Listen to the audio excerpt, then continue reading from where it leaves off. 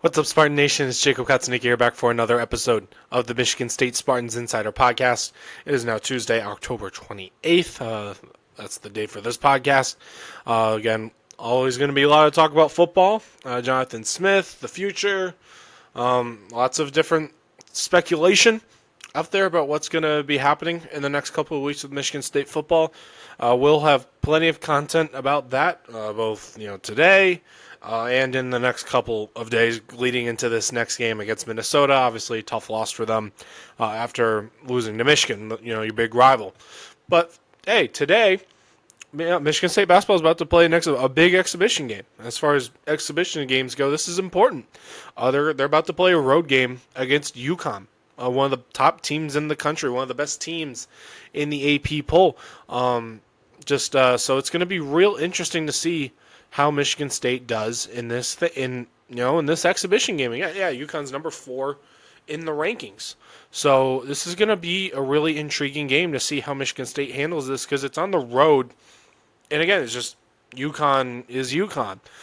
Dan Hurley is one of the best coaches in college basketball, if not maybe at the very moment he is the best, because they had won those back-to-back championships, was just completely dominant during the NCAA tournament in both of those runs.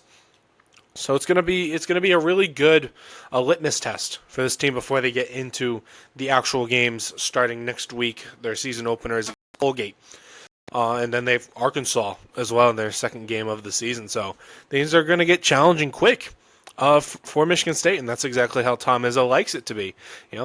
It's no secret he likes to challenge his players, make challenging non-conference schedules, because especially now, the Big Ten is really, really tough to play in basketball-wise. And again, strength of schedule is such an important stat for as far as determining those at-large bids. Once you get the tourney time, Michigan State's schedule is so difficult. If they get some critical wins, obviously this wouldn't count. But say you beat North Carolina, say you beat Duke, say you beat Arkansas, you just win a couple of them. You don't even have to go. You don't even need to win out in those games. You can just kind of go 500 in Big Ten play, and you're probably fine. So I mean, we'll see though again. But this game specifically, what do we need to look for as far as Michigan State goes? One thing I'm going to be very curious about is to see how what was Cohen Carr going to look like again. He was the best player on the court for Michigan State during their first game against Bowling Green. Just put up really, really good numbers. 17 points, 7 for 11 shooting. Jump shot still a work in progress pretty clearly. Maybe not something MSU can be too reliant on during the season, at least not yet. He'll obviously still keep working at, but 17 points, 5 rebounds, 4 assists, 5 blocks, was plus 13 in 30 minutes on the court. So how's he going to, but again, there's levels to this. There's doing this against Bowling Green, which all respect to them, they fought hard in that game. It was a tie game midway through the second half. But still, there's Bowling Green, and then there's UConn. I don't need to say much more than that. So how is Cohen Carr going to look like when UConn, who is a lot more physically capable of keeping up with him, I don't know how many teams are physically capable of keeping up with Cohen Carr, maybe none of them, but who can actually truly stop him? How is he going to look now? Because his role in the offense is going to take a leap forward this season compared to last year. He looked really aggressive as far as how much he was taking control of the offense against Bowling Green. He seemed to be taking it to the hoop more often than he was last year. His passing seems to be better. Again, he had 4 assists. That's not what he was averaging last year. And again, he wasn't no turnovers as well, so he took care of the ball for that matter. Free throw shooting wasn't great, 3 for 8, but he was around the 70s, I think, last year, which is, again, for someone who doesn't really have a 3 ball, or at least not yet. Someone who isn't going to shoot a ton of threes, it's not terrible. Also, again, Jeremy Fears, I'd like to see him shoot the ball some more.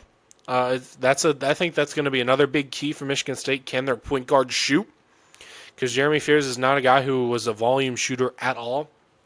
Last year, he only took about 1 per game. I think he only made 13 or 14 threes on the season. Only hit multiple threes in a game once. That was the game at Michigan. But again, not a guy who shoots many threes.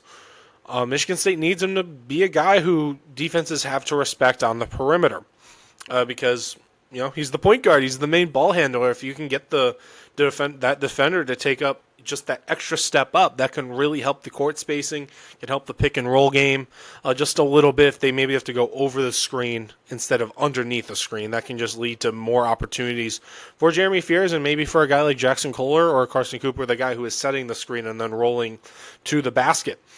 Other things, I'd like to see some more out of the freshmen, at least as far as scoring the ball goes.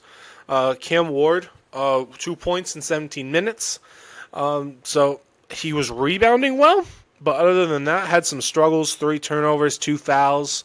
Again, it's his first college game. I'm not expecting him to go out there and just drop 50. No one's doing that, but both him and Jordan Scott, some higher 4-star athletes, guys who I think with time are really going to bound up and get more minutes maybe as the season progresses. Again, we'll talk maybe more about what the rotation might look like maybe after this one. But he got most of the playing time as far as the freshman goes. Izzo said they wanted to get Jordan Scott more PT during the game against Bowling Green, but it just kind of didn't work out, partially because the game, I think, was close. And you don't want to lose the exhibition to Bowling Green, not that it matters that much. But he only played 6 minutes, didn't take a shot, committed 2 fouls, and was minus 11. So, again, just some growing pains from the freshman. No concerns there. You could never make any declarative statement about any player after one game, but it'll be interesting to see how they do in this type of environment, because UConn fans are going to bring it. It's going to be a hostile environment for them to go to, even though it's an exhibition game. I don't expect to see that crowd, just laying down and just saying ho hum. It's when does the season start? Like, no, this is like a serious sporting event. Like remember when Tennessee came to the Breslin for an exhibition? Like the Izzone was pumped up for that one. Fans were getting into that one. I'm expecting it to be something like that, because obviously they like their basketball over there at UConn. I think their football program is doing better now, definitely a lot better than it was in the past. But that's a basketball school. They're gonna bring that as well. We'd like to see some, but I guess moving on, we'd like to see some more out of Curtain. Seemed to be struggling a little bit in that game against Bowling Green. 3 for 10 from the field, 7 points, 1 for 4 from beyond the arc. So, again, another player who didn't play much last year. I think he appeared in 19 or 20 games, and we're only talking about like at the end, mostly when the games are basically over. So you didn't see serious minutes from Curtain really last year, and he played 22. He started. There's a reason he's starting. Izzo has that kind of confidence in him, He thinks he might be the best shooter on the team from 3. Again, only a 4-shot sample size, 1 for 4. Again, way too early to make any declarative statement, but just seemed a little uncomfortable, not used to playing that much extended action at the Breslin Center. Again, gets a team of that caliber against UConn. I'm just kind of, you get what I mean. Just these are players I would like to see. Michigan State fans should want to see having a good game in particular. You want everyone to have a good game, but these are kind of these key guys where you maybe don't know what you're getting in some aspects, with a role change or they're just getting more minutes in general. Trey Ford will be interesting. That's who most people thought, me included, would be the 2 guards. It's Curtain for now. But Fort came off the bench during the exhibition against Bowling Green. Shot the ball well, 3 for 5 from 3. Not too much else. But, that's going to be his main role on the team, as a guy who can go out there and go hit the 3 ball. He was a big-time volume shooter at Samford. I think he took almost 200, maybe like right around 200 3-pointers last year. So, again, he's shooting like about 5 or 6 a game. So, we'll keep seeing there. Don't know how many environments he's played in at Samford. Might have to go look at that, see what type of teams that maybe they went and played on the road. They played at Michigan State last year. So, again, he's just getting that adjustment to big time, going back to, he was at Mississippi State, but he wasn't playing very much at Mississippi State a couple of years ago. Just getting acclimated to playing on a big time basketball team and getting those serious minutes. But it's going to be interesting. We'll see what the result is. If they win, That would certainly be a statement made, but at the end of the day, this is an exhibition game. Izzo is not going to be rolling out the same rotation in this one as he is probably next week against Colgate, against Arkansas.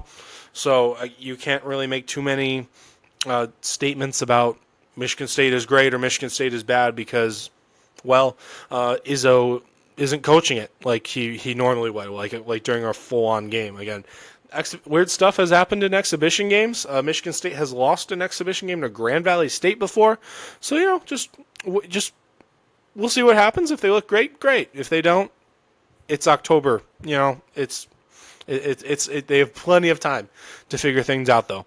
Until then, though, I'm Jacob Katzanika. Thank you for listening or watching, however you are intaking all of this. I'll keep providing all the coverage as much as I can on football, basketball, hockey, everything about Michigan State athletics and sports. Keep checking in here, SpartanNation.com, Michigan State Spartans on SI. I'll see you guys around.